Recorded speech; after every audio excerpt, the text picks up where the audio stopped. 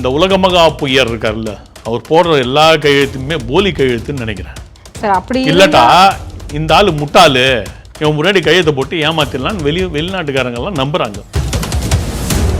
தமிழகத்தின் எக்கானமி அது தானா வளர்ந்துகிட்டு இருக்கு. இன்னைக்கு இல்லை, இது பல 100 ஆண்டுகளாக வளர்ந்து கொண்டிருக்கும் ஒரு பொருளாதாரம். இந்த திராவிட அறிவு கட்ட பசங்களுக்கு கொஞ்சம் கூட மூளை இல்லை. தமிழக முதல்வருக்கு பிளட் கேன்சர் இருக்கா?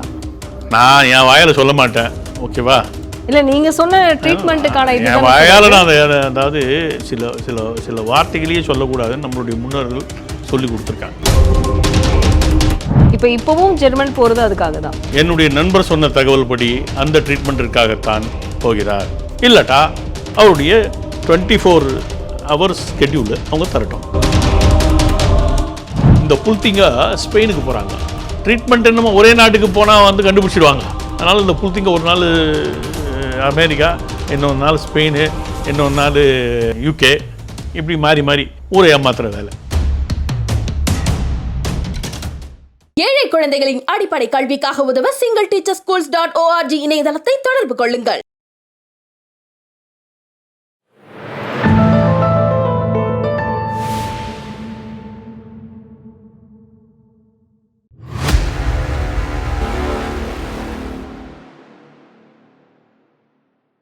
தாமரை டிவி நேயர்களுக்கு அன்பான வணக்கம். இன்று நமது நேர்காணலில் சிறப்பு விருந்தினர் பாஜகவின் மூத்த தலைவர் கல்யாணராமன் அவர்கள் நம்மோடு இருந்திருக்கிறார். சார் வணக்கம். நீண்ட நாட்களுக்கு பிறகு உங்களை சந்திச்சது ரொம்ப சந்தோஷம். இன்னைக்கு அரசியல் பரபரப்பாக போயிட்டு இருக்கு அப்படின்னு எல்லாரும் பாக்குறாங்க. ஆனா இந்த காலகட்டங்களில் வெளிநாட்டு முதலீடுகளை ஈர்ப்பதற்காக தமிழக முதல்வர் ஜெர்மன் செல்கிறார் அப்படிங்கிற ஒரு இது பெருசாக பரபரப்பா பேசப்படல. என்ன காரணம்? இதுக்கு முன்னாடி இருந்ததை விட இப்போ பேசுறது பெருசாக இல்லை. தமிழக முதல்வர் அந்நிய முதலீடு ஈர்ப்பதற்காக வெளிநாடு செல்வது என்பது சுத்தமான பொய். அவருக்கு உடல்நிலை குறைபாடு இருப்பதன் காரணமாக அதற்கு சிகிச்சை எடுப்பதற்காக ஒவ்வொரு 6 மாதங்கள், ஒரு வருஷத்துக்கு ஒரு முறை, ஒரு அந்த ரேஞ்ச் இருக்குது, ஒரு 8 மாதங்களுக்கு ஒரு முறை, அந்த ரேஞ்சில் ஒரு முறை போகணும் அப்படின்ற ஒரு நிர்பந்தம் இருக்குது. ஒரு வருஷத்துக்கு ஒரு முறைன்னு வச்சுப்போமே. அந்த நிர்பந்தத்தின் அடிப்படையில் அவர் தொடர்ந்து செல்கிறார். என்னுடைய நண்பர் ஒருத்தர் வெளிநாடுகளில் இருப்பவர், அவர் சமீபத்தில் ஒரு தகவலை பகிர்ந்துக்கிட்டார். CAR-T செல் ட்ரீட்மெண்ட்டுன்னு ஒன்று இருக்கான். அதாவது கிட்டத்தட்ட உடம்புல இருக்கிற எல்லா ரத்தத்தையும் உறிஞ்சி எடுத்துகிட்டு அதில் ஒரு சின்ன மாடிஃபிகேஷன், அதில் இருக்கக்கூடிய அந்த செல்களில் ஒரு சின்ன மாடிஃபிகேஷனை பண்ணி திரும்ப அந்த உடம்புக்குள்ளே அந்த செல்களை அந்த செல்களை கொடுத்து ஒரு மாடிஃபை பண்ணி அந்த செல்களை சேர்த்து செலுத்தும் போது அந்த இரத்தத்தின் தன்மை மாறுபடுகிறது. அந்த மாதிரி ஒரு ட்ரீட்மெண்ட்டு தான் முதல்வருக்கு தரப்படுகிறது. அது 8 நாள் மினிமம் ஆகும். ஸோ அதையே நீங்கள் அவர் எத்தனை முறை வெளிநாட்டு முதலீட்டாளர்களை சந்திக்கிறார் என்பதையும் வரும் ஃபோட்டோக்களையும் எந்த தேதியில் சந்தித்தார்ன்ற தகவல்களையும் சேர்த்து வச்சு பாருங்கள், உங்களுக்கு புரியும். இப்போ 2 விஷயங்கள் நான் கேட்குறேன். இந்த ஆள் சுத்த பொய்யன்றதுக்கு இதெல்லாம் ஆதாரங்கள். செப்டம்பர் 10 ஞாபகம், 2024 அன்று ஒரு ஒப்பந்தத்தில் கையெழுத்திடுகிறார்கள். ஜபில் என்ற ஒரு நிறுவனத்துடன் 2000 கோடி முதலீடு, 5000 பேருக்கு வேலை, திருச்சியிலே மணப்பாறையிலே அவர்களுக்கு நிலம் ஒதுக்கீடு செய்யப்படுகிறது. மணப்பாறையில் ஒரு பெரிய ஒரு 5000 பேர்களை தாங்கிய ஒரு பெரும் ஃபேக்ட்ரி வருது. இந்த ஜபில்ன்றது செல்ஃபோன்களுக்கெல்லாம் அதுக்கான உதிரி பாகங்களை தயாரிக்கும் ஒரு நிறுவனம். ஃபாக்ஸ்கான், ஜபில், இவங்கெல்லாம் பல்வேறு நிறுவனங்கள். அவங்க அந்த செல்ஃபோனுக்குள்ளே வரக்கூடிய பல்வேறு பாகங்களை தயாரித்து கொடுக்குறவங்க. பல பிராண்டுகளுக்காக இவர்கள் பின்னணியிலேருந்து தயாரித்து கொடுக்குறவங்க. இந்த ஜபிலுடைய ஒரு இதுதான் இங்கே ஸ்ரீபெரும்புதூரில் ஒரு காலத்தில் இருந்துச்சு. அந்த நிறுவனம் மூடப்பட வேண்டிய ஒரு சூழ்நிலைக்கு தள்ளப்பட்டது. காரணங்கள் பல இருக்கலாம். இந்த நோக்கியா இது 2மே சூழ்நிலை தள்ளப்பட்டுச்சு. ஜபில் போயாச்சு தமிழ்நாட்டை விட்டு. இப்போ மீண்டும் அவர்கள் வருகிறார்கள் என்று ஊர் முழுக்க தம்பட்டம் அடித்தாங்க இல்லையா? 2000 கோடி என்னாச்சு அது? சரி, அப்படியே இன்னொரு கூட ஒரு கிளை தகவல் சொல்கிறேன். நவம்பர் மாதம் 2024 முதல் வாரத்தில் மற்றும் ஒரு ஒப்பந்தம் கையெழுத்தாகிறது. ஜபில் ஏற்கனவே தமிழ்நாடு தவிர்த்து, அதாவது ஸ்ரீபெரும்புதூர் தவிர்த்து வேறொரு ஃபேக்ட்ரியை பூனேயில் செட் பண்ணாங்க. அது தொடர்ந்து நடந்துகிட்ருக்கு. உலகம் முழுக்க செல்ஃபோனுக்கான டிமாண்டு பெரிய அளவில் உருவாகிட்டுருக்குன்றதை நமக்கு தெரியும். அதனால் இன்னொரு ஃபேக்ட்ரி அவங்க போடுறதுக்காக 2வது ஃபேக்ட்ரி தான் பூனே. ஃபஸ்ட்டு ஃபேக்ட்ரி சென்னை, 2வது ஃபேக்ட்ரி பூனே. 3வது ஃபேக்ட்ரி தமிழ்நாடு, அகெயின் எங்கள் திருச்சி மணப்பாறை. 4வது ஃபேக்ட்ரி குஜராத்தில் சானந்த். ஓகே, அது நவம்பர் மாதம் கையெழுத்தாகிறது. அதே 2000 கோடி. செப்டம்பர் 10ஆம் தேதி அமெரிக்காவிலே ஜபிலோட கையெழுத்து போடுறாரு நம்ம தமிழக முதல்வர், மாண்புமிகு மக்கு முதல்வர். அதுலேருந்து 2 மாதம் கழிச்சு அக்டோபர் போய் நவம்பரில் குஜராத்து கையெழுத்திடுகிறது. இன்றைக்கி அந்த ஃபேக்ட்ரி தயாரை மிஷினரி வந்து இப்போ இன்ஸ்டால் பண்ணிகிட்டு இருக்காங்க. ரெக்ரூட்மெண்ட் நடந்துகிட்டு இருக்கு. எங்கே தமிழகத்திற்கா குஜராத்தில்? ஆ, இங்கே லேண்டு கூட அலாட் பண்ணல இன்னும். ம், ஒரு 2 நாளைக்கு முன்னாடி போய் பாருங்கள் என்னுடைய ட்விட்டரில் அந்த லேண்டு இதெல்லாம் மேப்பெல்லாம் எடுத்து போட்டிருக்கேன். எங்கடா ஜபிலுக்கு லேண்டுன்னு கேட்குறேன். எதுலையுமே மார்க் ஆகில்ல. சிட்கோவுடைய லேண்டு பேங்க் இருக்கு இல்லையா, சிட்கோ வந்து ஒரு 160 ஏக்கரு, 240 ஏக்கரு, 370 ஏக்கரு, 413 ஏக்கர், இப்படியே ஏதோ ஒன்று ஒரு செட்டப்பை உருவாக்கிட்டு அது உள்ள கொஞ்சம் கொஞ்சம் பிச்சு கொடுப்பாங்க. ஓகே, ஜபிலுக்கான எந்த இடத்துல மணப்பாறையில் எந்த பார்க்கில், இண்டஸ்ட்ரியல் பார்க்கில் நீ லேண்டு கொடுத்துருக்க எனக்கு காட்டு. ஒரு 3 வாரங்களுக்கு முன்னாடி பிரதமரை அந்த ஜபில் நிறுவனத்துடைய தலைமை அதிகாரி சந்திக்கிறார். அவங்க சந்தித்த பிறகு ஃபோட்டோவோடு போடுறாங்க. இந்த மாதிரி பிரதமரை சந்தித்தோம், எங்களுடைய குஜராத் ஃபெசிலிட்டி சிறப்பாக தயாராகி வருகிறது, விரைவில் உற்பத்தியை துவங்கும். தமிழ்நாடை பற்றி எந்த ரெஃபரன்ஸும் இல்லை. இந்த உலகமகா பொய்யர் இருக்கார்ல, அவர் போடுற எல்லா கையெழுத்துமே போலி கையெழுத்துன்னு நினைக்கிறேன். சார் அப்படி இல்லட்டா இந்த ஆள் முட்டாளு, இவன் முன்னாடி கையெழுத்தை போட்டு ஏமாத்திடலான்னு வெளிநாட்டுக்காரங்கெல்லாம் நம்புறாங்க. இல்லை, இப்போ 10 லட்சம் கோடி வந்து தமிழகத்தில் முதலீடு ஈர்த்திருப்பதாக தமிழக முதல்வர் சொல்லியிருந்தாரு. இப்போ ஒரு மாதத்திற்கு முன்னாடி. இப்போ 2வது இடத்தில் பொருளாதார வளர்ச்சியில் வந்து தமிழகம் இருக்கு அப்படின்னு சொல்லியிருந்தாரு. ட்ரில்லியனுக்கு மேலே வந்து நம்ம வந்து முதலீடுகளை ஈர்க்க போகிறோம் 2.0 அப்படிங்கிறதெல்லாம் சொல்லியிருந்தாரு. நீ கொண்டு வந்தியா? அது எல்லாத்தையுமே நீ உருவாக்குனியா? இல்லை, அவர் தானே சொல்லியிருக்காரு முதலீடுகளை ஈர்த்தது இதுதான் அப்படின்னு சொல்லியிருக்காரு. ஸ்டாலின் பிறந்த வருஷம் இது 1950, 52, 53, 55 அந்த ஏதோ ஒரு காலகட்டம். கரெக்டா? 70 வயசு கிராஸ் ஆயிடுச்சா? 73. 70 வயசு கிராஸ் ஆயிடுச்சா? இவரா கிராஸ் பண்ணாரா, அது தானா கிராஸ் ஆச்சா? அதுவா போகுது சார், வருடங்கள் போகுது. அந்த மாதிரி தமிழகத்தின் எக்கானமி அது தானா வளர்ந்துகிட்டு இருக்கு. இன்னைக்கு இல்லை, இது பல 100 ஆண்டுகளாக வளர்ந்து கொண்டு இருக்கும் ஒரு பொருளாதாரம். இந்த திராவிட அறிவு கெட்ட பசங்களுக்கு கொஞ்சம் கூட மூளை இல்லை. இந்த பொருளாதாரம் என்பது இன்றைய நேற்றைய பொருளாதாரம் அல்ல. முதல்ல இதை புரிஞ்சுக்கணும். 17ஆம் நூற்றாண்டின் கணக்கெடுப்பின்படி இந்தியாவின் பொருளாதாரம் உலக பொருளாதாரத்தில் உலகத்தில் நடக்கிற மொத்த வர்த்தகம் இருக்கு இல்லையா, அதில் 36%, 1/3 நம்மளுது, இன்னொரு 1/3 சைனாது, மற்றதெல்லாம் கொஞ்சம் கொஞ்சம் கொஞ்சம் கொஞ்சம் விட்டு தான். அப்போல்லாம் வந்து அமெரிக்கான்னு ஒன்று கண்டே பிடிக்கல. அதாவது கண்டேபிடினா ஆக்டிவாகவே இல்லாத ஒரு நாடுகளெல்லாம் அப்போ தான் போய் குடியேறியிருக்கானுங்க. அவங்களுக்குன்னு பெரிய வர்த்தகம் பொருளாதாரம் ஒன்றும் கிடையாது. இங்கேருந்து ஏதாவது போனால் தான் உண்டு. அந்த காலத்தில் வாசனா திரவியங்களுக்கு தான் பெரிய மரியாதை. வாசனா திரவியங்களுக்கு எந்த பகுதி இந்தியாவில் பெரும்பகுதி? எந்த பகுதி? தமிழகமும் கேரளமும் தான் முக்கியமாக. Tamilagam, Keralam, to some extent Karnataka, Mysore, Kodagu அந்த பகுதியிலேருந்து காப்பி இது போன்ற இந்த அடிப்படை அறிவு எங்களுக்கு இருக்கணும். உலகத்திலேயே ஏற்றுமதியை அதிகமாக செய்த பகுதிகள் இங்கே தான். அதனால தான் இங்கே வந்து தொண்டி, முசிறி, மாமல்லபுரம் இப்படி வந்து ஏகப்பட்ட துறைமுக நகரங்கள் இருந்தன. பூம்புகார் இதெல்லாம் துறைமுக நகரங்கள் அந்த காலத்தில். அதனால் இவங்களுக்கு ஒன்றுமே தெரியாமல் திரும்ப திரும்ப ஏதோ நாங்கள் தான் பண்ணோம் கதை சொல்லிகிட்டு இருக்கானுங்க. இப்போ இந்த ட்ரீட்மெண்ட்டுக்காக தான் போறாருன்னு சொன்னீங்களா, என்ன ட்ரீட்மெண்ட் அவருக்கு? சார் இந்த பிளட் எடுத்துட்டு போறோம்னா என்ன ட்ரீட்மெண்ட்? என்ன பிளட்ல ஏதோ கோளாறுன்னு வச்சுக்கோங்களேன். இல்ல அவருக்கு என்ன கோளாறு வரும் சொல்லுங்க. அவர் நல்லா வாக்கிங் போறாரு, ஃபாஸ்டா வந்து கொடியேத்துறாரு. ஓ இதான் ஆகணும். என்ன கட்டாயம்? அவர் தான் ஆக்டிவா இருக்கேன்னு சொல்லிட்டு ஒவ்வொரு இடத்துலயுமே நம்ம போட்டோ ஷூட்ல பாக்குறோம். ஆக்டிவா இருக்கிறத காட்ட முயற்சி. இப்போ நானும் தான் நடைபயிற்சி போறேன். என்ன நான் ஃபோட்டோ போடுறேன்னா நான் போடணுன்ற நிர்பந்தம் எனக்கு இல்லை, போடலை. கரெக்டா? இன்றைக்கி நான் வந்து 5 கிலோமீட்டர் நடந்தேன். என்னுடைய இதை எடுத்து காட்டவா? டெய்லி நடக்கிறது. அது என்னுடைய ஃபோனே வந்து கணக்கு எடுத்துக்குவோம். எத்தனை 1000 மீட்டர் நடந்து 3 கிலோமீட்டர் வந்து அமைதி பேரணி கலைஞர் பிறந்த நாள் அன்னைக்கு ஏன் காட்டணும்? ஏன் தனக்கு உடல்நிலை நன்றாக இருப்பது போன்று காட்ட வேண்டிய நிர்பந்தம் ஏன் முதல்வருக்கு ஏற்பட்டது? ஏன் அது தொடர்ந்து செய்கிறார்கள்? அதை சொல்லுங்கள். எல்லாருமே போயிருப்பாங்களா? நாட்டில் இருக்கிற எத்தனையோ முதல்வர்கள் போகிறாங்களா? ஏன் பிஎம் கூட தான் போகிறாரு. டெய்லி வீட்டுக்குள்ளேயே நடக்கிறாரு. அந்த வீடு அவ்வளோ பெரிய வீடு. என்ன கிலோமீட்டர் கணக்கில் அவர் நடக்கிறாரு, பயிற்சி பண்ணுறாரு. காலையில் டெய்லியாக போடுறாரு.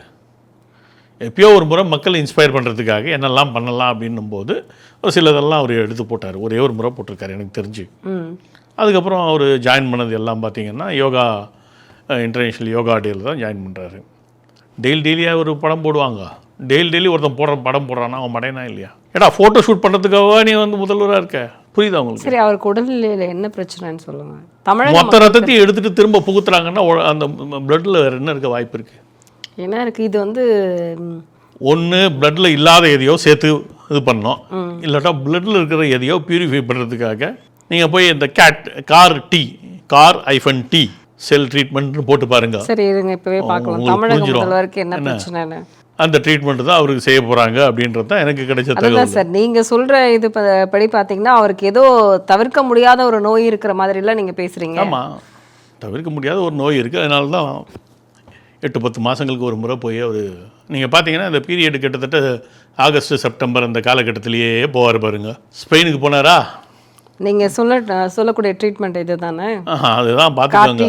பாருங்க, அந்த ஃபோட்டோலாம் போட்டுருக்கோம் பாருங்க.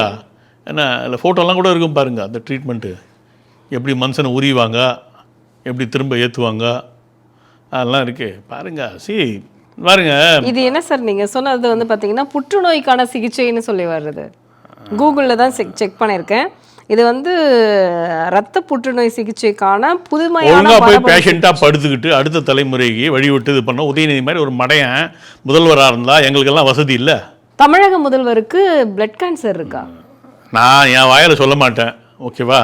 இல்லை, நீங்கள் சொன்ன ட்ரீட்மெண்ட்டுக்கான இது என் வாயால் நான் அதாவது சில வார்த்தைகளையே சொல்லக்கூடாதுன்னு நம்மளுடைய முன்னோர்கள் சொல்லி கொடுத்துருக்காங்க. அதனால் இந்த வார்த்தையை நான் சொல்ல விரும்பலை. அதாவது உலகத்திலேயே மகா பாவிகளுக்கு தான் அந்த மாதிரி நோய்கள் வருமா, அந்த நோய்களை பற்றியே வாயை திறந்து கூட சொல்லக்கூடாது.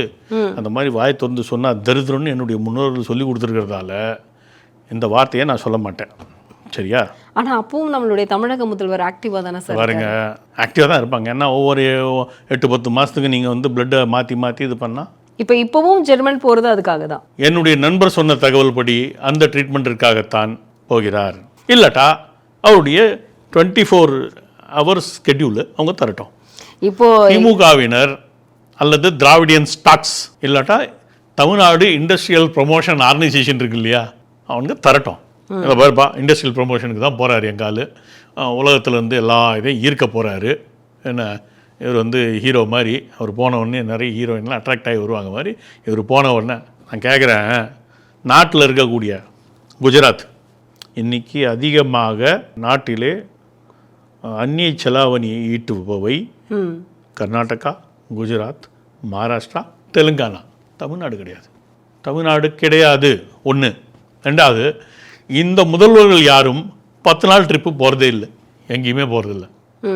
எங்கேயாவது காட்டுங்க நீங்கள் 10 நாள் ட்ரிப்பு போனாங்கன்னு ஏதாவது ஒரு தரவுகளை காட்டுங்க. இந்த ஒரு ஆள் மட்டும் போகிறார். ஏன் இல்லை, பிரதமர் அவர்களே 3 நாட்கள் அதற்கு மேலே எங்கேயும் போகிறது. ஒரு ஆள் 10 நாள் எதுக்கு போகிறான்? சரி, பல முதலீடுகளை ஈர்த்துட்டு வந்து என்ன பல முதலீடுகள்? அதான் ஒரு முதலீடை பற்றி சொல்லிட்டேன்னா ஜபில் அடுத்த முதலீடுக்கு வரேன். இவனுக்கு எவ்வளோ பெரிய திருட்டு பசங்கன்றதுக்கு இதெல்லாம் ஆதாரங்கள். இந்த டிஆர் பாலுன்னு ஒரு ஆள் இருக்காரு. ஆமாம், டிஆர் பாலுக்கு புல்லுன்னு ஒருத்தன் இருக்கான். டிஆர்பி ராஜா, சூரியராஜபாலு. டிஆர்பி ராஜா, டிஆர்பி பாலு அவருடைய மகன். அவருடைய மகனுடைய பெயரை நான் சொல்றேன். ஓகே, விட்டுருங்க. இவங்களுக்கு ஷான்ஸ் கார்கோன்ற பேரில் ஒரு லாஜிஸ்டிக்ஸ் நிறுவனம் இருந்துச்சு. இப்போ இருக்கான்னு தெரியல. ஸோ அதனால் இவனுக்கு ஏதோ சில நிறுவனங்களை வெளிநாடுகளில் இருக்கக்கூடிய நிறுவனம் இங்கே இருக்க தொடர்பு இருக்கு இல்லையா, இங்கே இருக்கிற ஆட்களோட தொடர்பு இருந்தால் அவர் வந்து அடுத்த ஆளை கனெக்ட் பண்ணுவார், கொஞ்சம் பெரிய ஆளை கனெக்ட் பண்ணுவார். இப்படி கனெக்ட் பண்ணி எப்படியோ ஹேப்பக் லாய்டுடைய அந்த பகுதி ஆட்களோட ஏதோ தொடர்பு ஏற்படுச்சு. இப்போ இந்தியாவில் வந்து ஹேப்பக் லாய்டுக்குன்னு லார்ஸ்னு ஒருத்தர் எம்டியாக இருக்கார். லார்ஸ் சோரன்சன் பேர். இந்தியா மிகப்பெரிய நாடு. 1/6 ஆஃப் தி ஜனசமுத்திரம். உலகத்தில் 6 ஒரு மனிதர்கள் இந்தியாவில் இருக்கிறார்கள். இன்றைக்கி பொருளாதாரம் மிக சிறப்பாக செயல்பட்டு கொண்டு இருக்கிறது. இந்த சூழ்நிலையில் இந்தியா வந்து பிரிம்மிங் எக்கானமி. அதனால தான் ட்ரம்ப்பே இன்றைக்கி நம்மளுக்கு பயந்து தான் வந்து இந்த 50% டேரிஃப்லாம் போடுறதுக்கு காரணம் வந்து மோடி அவர்களுடைய பெருமையும் இந்தியாவுடைய பொருளாதார வளர்ச்சியும் பார்த்து பயந்து தான். இப்போ தான் நான் போட்டேன், 2038 வந்து இந்தியா 2வது பெரிய பொருளாதாரமாக மாறிவிடும். இன்றைக்கி போகிற ரேட்டை போயிட்டு இருந்தால் மற்றவங்க இருக்கிற ரேட்லேயே இருந்துகிட்டு இருந்தாங்கன்னா அவங்களுடைய வளர்ச்சி மந்தமாக இருக்கும் பட்சத்தில் நம்ம வந்து ஓவர்டேக் பண்ணிட்டு போயிடுவோம். 10வது இடத்துல இருந்தவங்க இப்போ நம்ம 4வது இடத்துக்கு வந்துட்டோம் ஏற்கனவே இந்த 10 ஆண்டுகளில். ஸோ இந்த சூழ்நிலையில் ஒரு பெரிய எக்கானமி இந்த புல்திங்க ஸ்பெயினுக்கு போகிறாங்க. ட்ரீட்மெண்ட் என்னமோ ஒரே நாட்டுக்கு போனால் வந்து கண்டுபிடிச்சிடுவாங்க. அதனால் இந்த புல்திங்க ஒரு நாள் அமெரிக்கா, இன்னொரு நாள் ஸ்பெயின், இன்னொரு நாள் யூகே, இப்படி மாறி மாறி ஊரை ஏமாத்துற வேலை. இந்தியாவில் வந்து அந்த ட்ரீட்மெண்ட் எடுக்க முடியும். இந்தியாவில் இல்லாததெல்லாம் இல்லை அந்த ட்ரீட்மெண்ட்டு. ஓகே, ஆனால் இந்தியாவில் எடுத்தால் கண்டுபிடிச்சிடுவாங்கல்ல, ரெக்கார்ட் ஆகிடும்ல, ஆன் ரெக்கார்டு. எந்த ஹாஸ்பிட்டலுக்கு போனாங்க, என்ன ட்ரீட்மெண்ட் எடுத்தாங்க, எல்லாம் வெளியே தெரிஞ்சிடும். அதுக்காக கூட ஒரு மாதத்திற்கு, அதாவது 20 நாட்களுக்கு முன்னாடி உடல்நிலை சரியா அது சும்மா லுராயி அப்படின்வாங்கல்ல, அந்த மாதிரி குழந்தைங்க ஊரை ஏமாத்துற கதை. என்ன ஸ்பெயினுக்கு போகிறாங்க இல்லையா, அங்கே வந்து ஸ்பெயின்ன்றது இந்தியாவுடைய சைஸில் 1/11 என்னமோ. போர்ச்சுகலில் ஒருத்தன் உட்காந்துருக்கான். அந்த ரீஜனுக்கு பேர் ஐபீரியான்னு பேர். சவுத் ஈஸ்ட் ஏஷியான்னு சொல்கிறேன் இல்லையா, அந்த மாதிரி ஐபீரியான்னு பேர். இந்த ஐபீரியான்றது ஸ்பெயின் அண்ட் போர்ச்சுகல் 2 நாடுகள் சேர்ந்த ஒரு பகுதிக்கு எம்டி ஒருத்தன் இருக்கான். அவனோட இந்த டிஆர்பி ராஜா புளுத்திக்கு ஏதோ ஒரு தொடர்பு இருக்குது. அவனாண்ட போய், நீ வா எங்கள் ஆளோட ஒரு ஃபோட்டோ எடுத்துக்கோ, நாங்கள் ஒரு ஃபைலை தருவோம், நீ ஒரு ஃபைலை பிடிச்சிக்கோ, என்ன ஃபோட்டோ எடுத்துக்கோ. ஃபோட்டோ எடுத்துக்கிட்டு நாங்கள் வந்து 2500 கோடி ஹேப்பக்லாய்டு வருதுன்னு நாங்கள் கதை சொல்லிக்கிறோம், தமிழ்நாட்டில் ஊரை ஏமாத்துறோம் அப்படின்னு சொல்லி அவனை கூட்டிகிட்டு வந்து ஒரு வீடியோ ஃபோட்டோ எடுத்துக்கிட்டானுங்க. நான் ஹேப்பக்லாய்டுடைய தலைமையகத்துக்கு எழுதுகிறேன். ரெக்கார்டு இது, ஆன் ரெக்கார்டு இருக்குது, ரைட்டிங்கில் போட்டிருக்கானுங்க அவனுங்க. தலைமையகம் அது ஜெர்மன் கம்பெனி. அந்த தலைமையகத்துக்கு நான் கடிதம் எழுதுகிறேன், மெயில் தட்டி விட்டு, என்ன ஏன் இந்தியாவில் ஏதாவது பண்ணுறீங்களா? ஏன்னா நான் லாஜிஸ்டிக்ஸ் ப்ரொஃபஷனல், ஒரு கம்பெனியுடைய நேஷனல் ஹெட்டாக இருந்தவன் நான் பாம்பேயில். அதனால் இவங்க எல்லாரையும் எனக்கு ஏதோ ரூபத்தில் தெரியும், கனெக்டட், வெல் கனெக்டட். நான் வேலை செய்த குனே அண்ட் நாகல் என்ற ஜெர்மன் கம்பெனி இந்த நிறுவனத்தில் ஹேப்பக்லாய்டில் வந்து 30% பங்கு வச்சுருக்கு.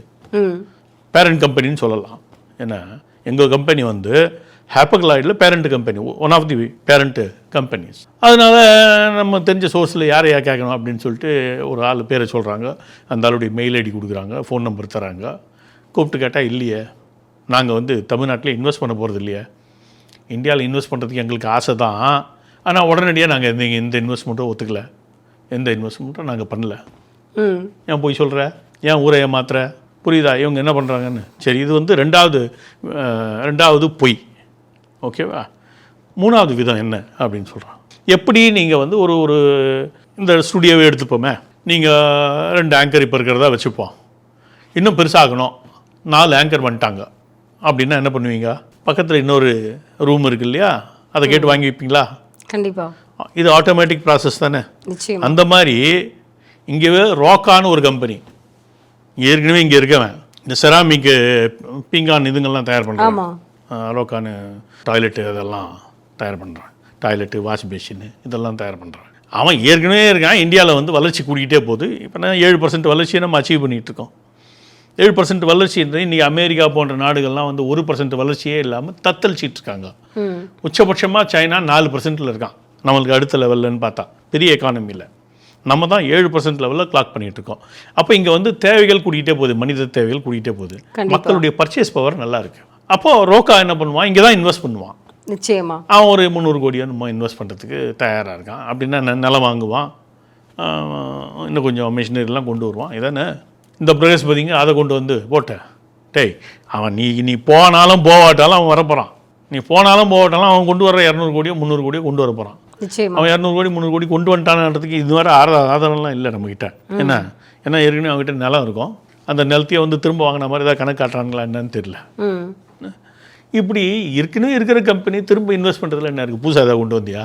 இல்லை, புதுசாக நீ எதையுமே கொண்டு வரல. அப்படின்னா தமிழக முதல்வர் ட்ரீட்மெண்ட்டுக்காக போகிறத வந்து இந்த மாதிரியான ஒரு கட்டுக்கதை, ஒவ்வொரு முறையும் இந்த கட்டுக்கதைகளின் மூலமாக மக்களை தொடர்ந்து ஏமாற்றி கொண்டிருக்கிறார்கள். எப்படி வந்து இப்போ சமீபத்தில் நம்ம பிரதர் அன்புமணி வந்து ஒரு இது சொன்னார், 505 வாக்குறுதிகளில் 373 வாக்குறுதிகளை நிறைவேற்றவில்லை. விடியல் எங்கே ஆவண புத்தகம், விடியல் எங்கே ஆவண புத்தகம். பர்சன்டேஜில் பாருங்க, பர்சன்டேஜில் எவ்வளோ % கவர் பண்ணியிருக்காங்க? 78% முடிக்கலை. கரெக்டா? ஆமாம், 78% முடிக்கல. 22%ல் கை வச்சுருக்காங்க, முழுசாக அதையும் முடிக்கல. சரியா? இப்போ அதே கதை தான் மற்ற எல்லா இடத்துலையும். அப்போது நீ போய் சொல்லும் போதே வந்து 78% வந்து முடிக்காமல் இருக்க. ஆனால் எல்லாத்தையும் நாங்கள் செஞ்சிட்டோம், 98% கம்ப்ளீட் பண்ணிட்டோன்னு 10 அமைச்சர்கள் வச்சு போய் சொல்கிறேன். அவங்கெல்லாம் பார்த்தா எனக்கு பரிதாபமாக இருக்குது. அஃப்கோர்ஸ் எல்லாம் திருட்டு பசங்க, அதனால் வந்து எப்படியும் ஒரு 4-5 பேர் உள்ளே போயிடுவாங்கன்னு நினைக்கிறேன். எலெக்ஷனுக்குள்ளே வரிசையாக எல்லாம் லைன் கட்டிட்டு நிற்கிறாங்க. அப்பப்போ டெல்லி வந்து எல்லாம் பார்த்துட்டு திட்டத்தனமாக பார்த்துட்டு போகிறதா தகவல்கள் வேறு. எந்தெந்த அமைச்சர்கள் வராங்க இருக்காங்க, ஒரு பெரிய லிஸ்ட் இருக்குது டெல்லியோட. இப்போ இவங்க ஏற்கனவே வந்து 8 அமைச்சர்கள் லிஸ்ட்டில் இருக்கிறதா சொல்றாங்க. முக்கியமான அம்சம் என்னென்னா, இந்த அமைச்சர்கள் ஒருத்தனுக்கும் திமுக தலைமை மீது நம்பிக்கை கிடையாது. ஒருத்தனுக்கு கூட கிடையாது. நேராக இங்கேருந்து பெங்களூர் போகிறது காரில், அங்கேருந்து ஃப்ளைட்டை பிடிச்சி போகிறது.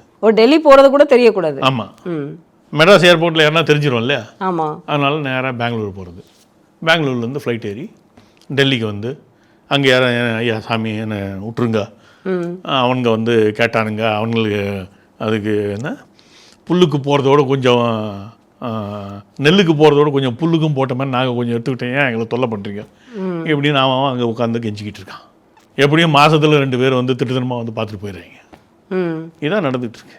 கண்டிப்பாக. இப்போ நான் டெல்லியில் இருக்கிறதால இந்த தகவல்கள்லாம் கப்புன்னு வந்துடுது. இன்றைக்கி இன்னார் வந்தார், இங்கே போனார், இன்னாரை பார்க்க போனார், இங்கே போய் ஒரு மடிப்பிச்சை கேட்கறதுக்காக போனார்.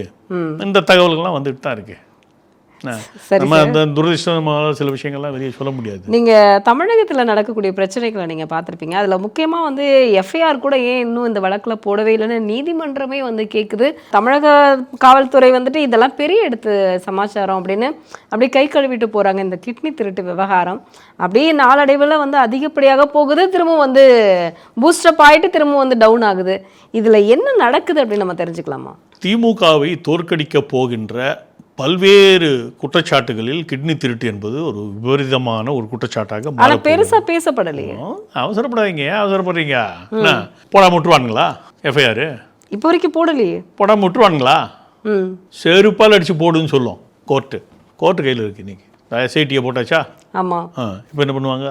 எஸ்ஐடி என்ன பண்ணுவோம்? வழக்கு பதிவு கண்டிப்பா செய்யணும், பண்ணி தான் ஆகணும். பதிவு செஞ்சாதான் இடி உள்ள வரும். ஆமா. ஏன்னா இந்த நிறுவனம் இடியவே தமிழக அரசு இப்போ வந்து ஐ பெரியசாமி விவகாரத்துல நீங்க பார்த்திருப்பீங்க. இடி ரெய்ட்ல வந்து அவங்க வந்து சட்டவிரோதமாக வந்து நுழைஞ்சிட்டாங்க அப்படிங்கிற மாதிரி நிறைய விஷயங்கள் வந்து வந்துருந்துச்சு இல்லையா? அப்படின்னு யார் சொன்னா? கோர்ட்டு சொல்லிச்சா சட்டவிரோதம்னு? அப்படின்னு அவங்க தானே சார் வந்து அவங்க சொல்லுவாங்க. அவங்க அப்படித்தானே சொல்லுவான். என்ன கொள்ளையடிச்சவன் என்ன சொல்லுவான்? நான் திருடலன்னு தான் சொல்லுவான். ஏன் தலைமை செயலகத்தெல்லாம் ஏன் பூட்டு போட்டு வைக்கணும்? பயம்தான். ஐ பெரியசாமி வீட்டுல ரெய்டு வந்தா ஏன் தலைமை செயலகத்தை பூட்டு போட்டு வைக்கணும்? பயம் இருந்தால் பாடி கடை வந்து தன்னுடைய ரூம்குள்ள பூந்துருவாங்கன்ற பயம் இருந்தா ஸ்டாலினுக்கு ஓஹோ ஏன் கூடாதா? ஸ்டாலின் யோகியமா? ஸ்டாலின் யோகியமா? இல்ல ஸ்டாலின் யோகியமாக இருந்தாக வரலாறே இல்லை. கடந்த ஒரு 55-60 ஆண்டுகள் ஸ்டாலினுடைய வரலாறை எடுத்து பார்த்தோம்னா ஸ்டாலின் யோகியமாக இருந்ததுக்கான எந்த விதமான தடயங்களும் இல்லை. அப்படின்னா கிட்னி திருட்டு விவகாரத்தில் தமிழகத்துல இருந்து ஏதாவது அமைச்சர்கள் உள்ள போக வாய்ப்பு இருக்கு? பாருங்க, ஒவ்வொரு கிட்னியை வந்து கிட்டத்தட்ட 1 கோடி ரூபாய்க்கு விற்கிறானுங்க. மக்களுக்கு எவ்வளவு? 2 லட்சம்னு சொன்னாங்க. அதான் மக்களுக்கு எவ்வளவு கொடுக்குறாங்க? 10ல இருந்து 2 லட்சம் சொன்னாங்க. 2ல இருந்து 2 லட்சம், 2ல இருந்து 4 லட்சம், 5 லட்சம் ஏமாத்தி கிட்னி திருட்டு. இது என்ன? இது கிட்னி திருட்டு. அப்படிலாம் சொல்லக்கூடாது. கிட்னி திருட்டை செய்தவர்கள் அப்படியெல்லாம் சொல்லக்கூடாது சார். ஏன் கிட்னி திருட்டு தான் சொல்லணும்? சுகாதாரத்துறை அமைச்சர் சொன்னது போல முறைகேடுன்னு நீங்க சொல்லணும், திருட்டுன்னு சொல்லக்கூடாது. அவனே ஒரு திருடன். பிரச்சனை என்னன்னா இவங்கெல்லாம் திருட்டு பசங்க. இவனுங்க எப்படி சொல்லுவானுங்க? யார் அந்த சார் தானே இவரு? அப்புறம் என்ன? ஆனா அதுக்கான வந்து ஒரு இதில் தப்பிச்சிட்டேன்றதுக்காக வருஷத்துக்கு பேசுவியா? ஆனா அந்த சார் யாருன்னு இப்ப வரைக்கும் கோர்ட்டும் கேட்கல. வந்துரும் எங்க போயிட போகுது? எப்போ ஒரு கோர்ட்டுக்கு தீர்ப்பே வந்துச்சு சார். அதான் வரும் பாருங்க. கோர்ட்டு தீர்ப்பு வந்துட்டா நீ தப்பிச்சிருவியா? நீ கோர்ட் விசாரிச்சு 3 மாதங்களில் தீர்ப்பு கொடுத்திருக்காங்க. அதெல்லாம் காப்பாத்துறாங்கன்னு சொல்லுங்க. என்ன யார் அந்த சார்? யார் அந்த சார் என்பவர் காப்பாற்றப்பட்டார், அவ்வளவுதான். கோர்ட் அப்படின்னா அடிபணிஞ்சிருச்சு. வேற எங்க இருந்தா வரும் பாருங்க, அந்த பூதம் புறப்பட்டு வரும். இதெல்லாம் வந்து அண்ணா யுனிவர்சிட்டி வழக்கு இன்னும் முடியல. வரும், திரும்ப வரும் 100% வரும்.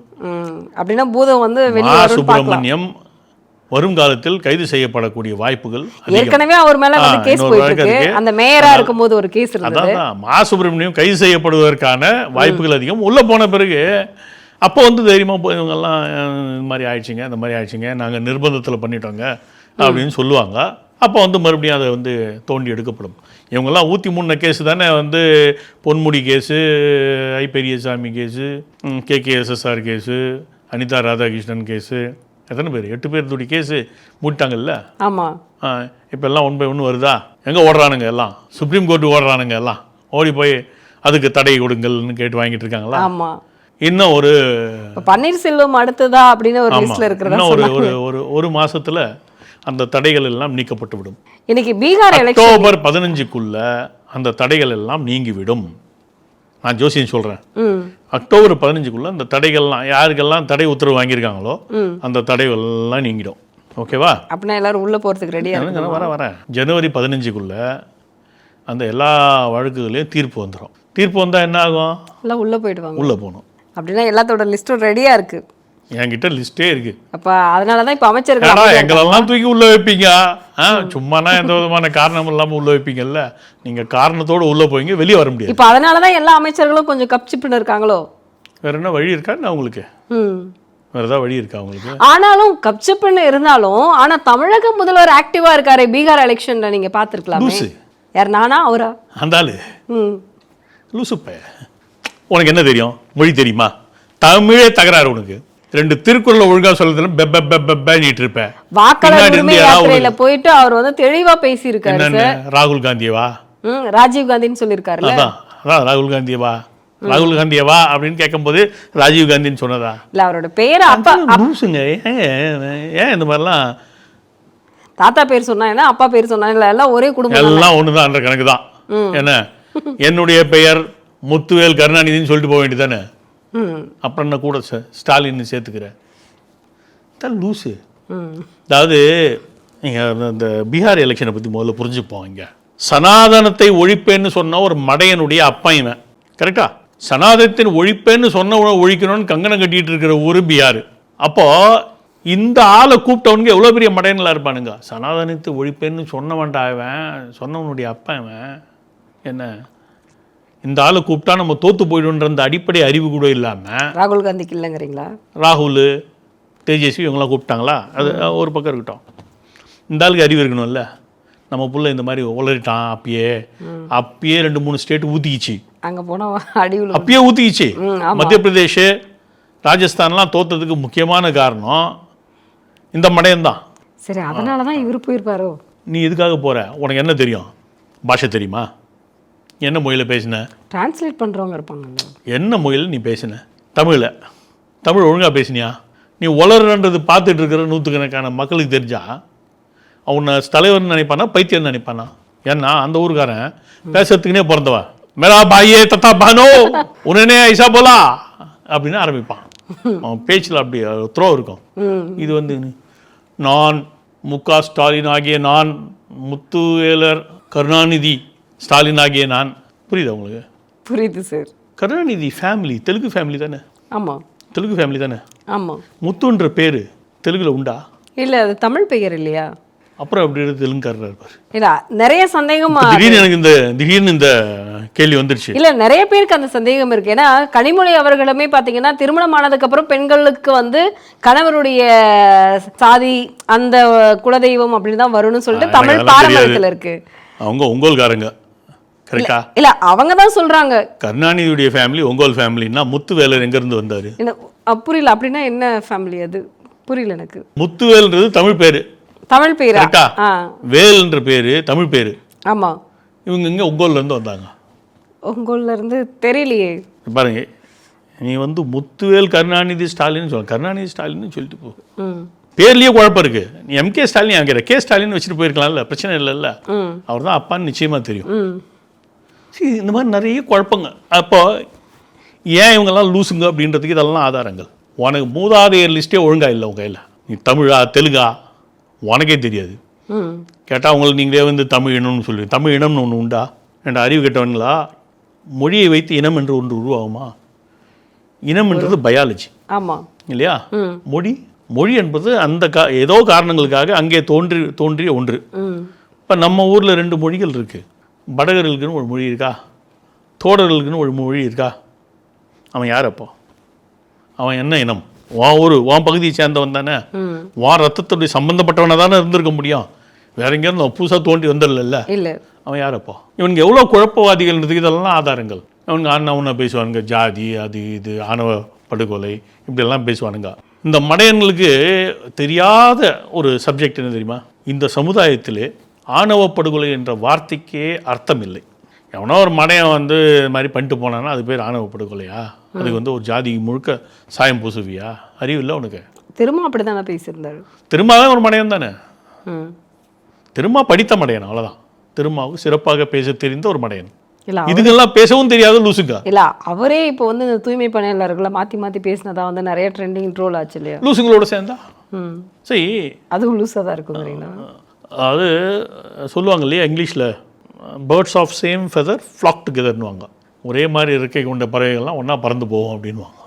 என்ன, ஒரே இறகை கொண்ட பறவைகள்லாம், ஒரே இறகுன்னா அது ஒரே இனம்னு அர்த்தம். என்ன, சரி, படித்தவன், பாரதி ரொம்ப அழகாக சொல்லுவான், படித்தவன் சூதும் வாதும் செய்தால் போவான் போவான் ஐயோ வென்று போவான் அப்படின்வான். இதுக்கு முழுமையாக பொருந்தக்கூடிய ஒரே நபர் தமிழ்நாட்டிலே, ஒரே நபர் திருமாவளவன் தான். ஏன்னா அவன் ஒருத்தன் தான் படித்தவன் அந்த குரூப்பில், மற்றவெல்லாம் அறகுறைங்க, மற்ற எதுக்கும் அறிவு இல்லை. அறிவுள்ள ஒருவன், படித்த ஒருவன் ஒரு லூசு பயலாண்டு போய் அடிமையாக உட்காந்துருந்தான்னா இப்படி தான் வளர வேண்டிய நிர்பந்தம் ஏற்படும். கண்டிப்பா உனக்கு வா மேலேயே மரியாதை இருக்காது. திருமாவளவனுக்கு உள்ளுக்குள்ள கூனி குறுகிதான் இதெல்லாம் பேசிட்டு இருக்கணும். எதுக்கு? கண்டிப்பா ஒருவேளை சோத்துக்காக, நக்கி பிழைப்பதற்காக. நாயும் பிழைக்கமடா இந்த பிழைப்புன்னு சொல்லுவாங்க இல்லையா? நிச்சயமா திருமாவளவனுக்கு பாரதி சொன்னது அத்தனையும் அப்படியே முழுமையாக பொருத்தம். என்ன சொன்னான் பாரதி? படித்தவன் சூதும் வாதும் செய்தால் போவான் போவான் ஐயோ என்று போவான். நக்கி பிழைக்கும் பிழைப்பு தான் செஞ்சிட்டு இருக்கான் இன்னைக்கு. ஒன்று ஜாதி கலவரத்தை தூண்டி விட்டு அது மூலமாக அந்த உன் ஜாதின்னு நீ எதெல்லாம் சொல்கிறியோ, உன் ஜாதியுடைய பெருமை நீ என்னைக்காவது பேசியிருக்கியா? எல்லா ஜாதிகளுக்கும் பெருமை உண்டு. கண்டிப்பா நான் சொல்லியிருக்கேன் முன்னாடியே, அருந்ததியர்கள் ஒரு பெரும் சத்திரிய சமுதாயம். அவர்கள் பிற்காலத்தில் ஏதோ ஒரு சரித்திர காரணங்களால் ஒரு கீழான தொழிலுக்கு தள்ளப்பட்டார்கள். உன்னால் பேச முடியுமா? தைரியமாக அருந்ததிய சமுதாயத்து மக்களை வந்து உன்னால் அரவணைக்க முடியுமா? என்னால் அரவணைக்க முடியும். ஏன்னா இந்துத்துவவாதியாகிய எனக்கு ஜாதிகள் இருக்கு என்பதை புரிந்திருந்தாலும் ஜாதி வித்தியாசம் தெரியாது. அதான் இந்துத்துவம். நிச்சயமா இதுக்கு அடிப்படை எங்க தெரியுமா? நம்மளுடைய எல்லா காலகட்டங்கள்லையுமே இலக்கியங்கள்ல அந்த அந்த இலக்கியங்கள் என்பவை காலத்தின் கண்ணாடிகள். இலக்கியங்கள் வந்து அந்தந்த காலத்தில் எது எது எப்படி எப்படி இருந்துச்சுன்றதை அப்படியே தெளிவுபடுத்துகிறோம். உதாரணத்துக்கு புலால் உண்ணாமை பற்றி பேசுகிறானா வள்ளுவனு? ஆமாம். பிறன்மனை நோக்காமை பற்றி பேசுகிறானா? ஆமாம். கல் உண்ணாமை பற்றி பேசுகிறானா? ஜாதிய பிரிவுகளை பற்றி எங்கே பேசியிருக்கான்? இல்லை. ஏன் பேசலை? அட அறிவு கட்டவனே, அந்த மாதிரி ஒன்று இருந்ததே இல்லை இந்து சமுதாயத்தில். இருந்துருச்சுன்னா அவன் திட்டியிருப்பான். நிச்சயமா இடித்துரைத்திருப்பான். இடிப்பாறை இல்லா ஏமாறா மன்னன் இடித்து பேசணும்னு சொல்கிறானா? நகுதற் பொருட்டென்று நட்டல் மிகுதிக்கண் மேற்சென்று இடித்தல் பொருட்டுன்னு சொல்கிறானா? இடித்துரைத்தல்ன்றது இந்த சமுதாயத்திலே நல்லவை நாடக்கூடிய அனைத்து மனிதர்களுக்கும் சொந்தமான ஒரு விஷயம். அதை செய்யின்னு சொல்கிறான். அப்படி சொன்ன வள்ளுவனு ஜாதி என்பதை இடித்து சொல்லியிருக்கானா எங்கேயாவது? அப்படின்னா அது கவலைக்குரிய விஷயமாக அந்த காலகட்டத்தில் இருந்ததில்லை. கண்டிப்பா. அவ்வை பாட்டியே என்ன சொல்ற? ஜாதி இரண்டொழிய வேறில்லை, சாற்றுங்கால் நீதி வழுவா நெருமுறையில் மேதினில் இட்டார் பெரியோர் இடாதார் இழிகுலத்தோர் பட்டாங்கில் உள்ளபடி. கொடுக்கிறவன் பெரிய ஜாதி, வாங்குறவன் இழிந்த ஜாதி. அவ்வளோதான். அப்படின்னா என்ன அர்த்தம்? எல்லாருமே கொடுக்குற மனோபயத்துக்கு வாங்கன்னு அர்த்தம். அவ்வளோதான். இந்த மடையனுக்கு ஜாதி என்னன்னு தெரியாது. ஜாதியுடைய பறையர் சமுதாயம் என்பது என்ன? உலகத்தின் பெரும் பறையன் யாரு? ஆதி பறையன் யாரு? சிவன். அந்த பறையனை தட்டி எழுப்பும் பொறுப்பை, பறையறைந்து எழுப்பும் பொறுப்பை மேற்கொண்டவர்கள் தான் பறையர் சமுதாயம். பெரும் பெருமைக்குரிய சமுதாயம். இதை என்னைக்காவது பேசியிருக்கானா இந்த மடையன்? இல்லை. பல்லர் சமுதாயம் என்று சொல்லக்கூடிய தேவேந்திரகுல வேளாளர்கள் பொன்னேர் பூட்டி உழுது சோறிட்டால் தான் மதுரை மீனாட்சிக்கு சோறு. எத்தனை பேருக்கு தெரியும்? கண்டிப்பா. இவங்க சொல்லக்கூடிய 3 பெரும் சமுதாயங்களை பற்றி நான் சொல்லிட்டேன். ஒருத்தன் பெரும் சத்திரிய சமுதாயம், இன்னொன்று பெரும் போர்க்குடி தேவேந்திரகுல வேளாளர்கள். பறையர்கள் வந்து அவங்க எழுப்பினாதான் சிவனை எந்திரிக்க முடியும். எல்லாமே பெருமைக்குரிய சமுதாயங்கள். இதை பற்றி நீ பேசுறதுக்கு தயாரா இல்லை. தன்னுடைய சமுதாயத்தை பற்றி பெருமை தெரியாத ஒரு தலைவர் திருமான்னு சொல்றேன். அவனே வந்து வள்ளுவனுடைய ஜாதி. திருமாவளவனே வள்ளுவர் பிறந்த ஜாதி. வள்ளுவனோட சிறந்த ஒரு மேதை உலகத்தில் இருக்க முடியுமா? இல்லை. வள்ளுவருக்கு எது என்ன சார் ஜாதி முத்திரை குத்துறீங்க? இருக்கிறத பேசுவோமே. ஒவ்வொருத்தருக்கும் ஜாதி இருந்துச்சு. கம்பர் அனைவருக்கும் இல்ல, அனைவருக்கும் பொருத்தமான அனைவருக்கும் உகந்த ஒரு அப்படி பார்க்க கூடாது. எல்லா சமுதாயங்களும் சமமாக இருந்தன்னு பார்க்கணும். இல்ல அததானே நானும் சொல்லுவேன். நான் சொல்றேன் அது உங்களுக்கு புரியறதுக்காக. அவருடைய கருத்துக்கள் அனைத்து சமுதாயத்தினருக்கும் இது தாழ்ந்தது இது உயர்ந்தது நம்ம பேசவே கூடாதுன்றேன். அப்புறம் நீங்க ஏன் வள்ளுவர் சமுதாயம் திருமான்னு சொல்றீங்க? அனைவருமே வள்ளுவர் சமுதாயம்னு சொல்லலாமே. அப்படி சொல்லக்கூடாது. அப்படி இல்லை. ஏன்னா ஒவ்வொருத்தருக்கும் தொழில்னு வருது இல்லையா, செய்தொழில் வேற்றுமையான் வள்ளுவன் சொல்றான், நான் சொல்லல. உதாரணத்துக்காக சொல்றேன் பாருங்க. ஆட்டுக்கொரி மொல்லா என்ற பெண்மணி 14ஆம் நூற்றாண்டு நினைக்கிறேன். 14ஆம் நூற்றாண்டுல தெலுங்குல ராமாயணத்தை மொழிபெயர்க்கிறார். ஓகே, சமஸ்கிருதத்திலிருந்து தெலுங்குக்கு மொழி பெயர்க்கிறார். அப்படின்னா என்ன அர்த்தம்னா, சமஸ்கிருதமும் அவர் தெரிஞ்சிருக்கு, தெலுங்கும் தெரிஞ்சிருக்குன்னு அர்த்தமாயிடுதா? ஆமா. எந்த நூற்றாண்டுல? 14ஓ 16ஓ, ஒரு 500 வருஷத்துக்கு பின்னோக்கி போயிடுவோம். 500 வருஷத்துக்கு முன்னாடி ஒரு பெண் சமஸ்கிருதத்தையும் தெலுங்கும் தெரிந்து வைத்திருந்தார். அந்த அளவுக்கு பாண்டித்யம் அவருக்கு இருந்தது. பாயிண்ட் 1. 2வது, பெண்களுக்கு படிப்பறிவு இருந்ததுன்னு ஏற்றுக்கிறோம். 2வது. 3வது, அவர் குயவர் சமுதாயத்தை சேர்ந்தவர். குயவர்னா பானை செய்யற. அப்ப அவர்களுக்கும் கல்வி அறிவு தரப்பட்டது. அங்கே ஏற்றத்தாழ்வுகள் இல்லைன்னு நம்ம புரிஞ்சுக்கணும். கண்டிப்பா. இந்த அறிவெல்லாம் மெத்த படித்த திருமாவளவனுக்கு இது இருக்கா? தெரியுமா? தெரிஞ்சு நீ அதை பேசாட்டா நீ அயோக்கியா, தெரியாம இருந்தா முட்டாள். அப்போ திருமாவளவன் அயோக்கியனா முட்டாளா? இதுதான் கேள்வி. இதுக்கு தான் பதில் வேணும். அதை விட்டுட்டு நான் அங்கே ஆண்ட பரம்பரைன்னு எவனும் சொன்னான், ஏற்றத்தாழ்வு பேசினா, அவன் அகம்பாவத்தில் கொன்னான், இதெல்லாம் பைத்தியக்காரத்தனங்களின் உச்சம். ஒன்றும் அது வெறும் அரசியல் காரணங்களுக்காக சொல்லப்படும் விஷயம். அவ்வளோதான்.